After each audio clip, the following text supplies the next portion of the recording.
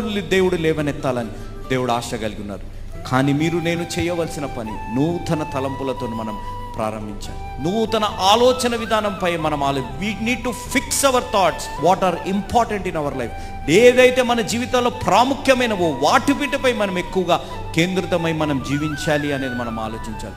ఎంత నిరీక్షణగత సంవత్సరం మన జీవితాల్లో లేకుండా మనం జీవించిన, వైవాహిక జీవితంలో ఎంత నిరాశ నిస్పృహ మన జీవితాల్లో ఉన్న, మన వ్యక్తిగత జీవితంలో కెరియర్ పరంగా ఎన్ని ఫెయిల్యూర్స్ మన జీవితాల్లో వచ్చినా, నేను చెప్పే మాట, if you fix your thoughts, if you have a new mind set, failure నుంచి సక్సెస్కి దేవుడు మిమ్మల్ని తేనుగాక.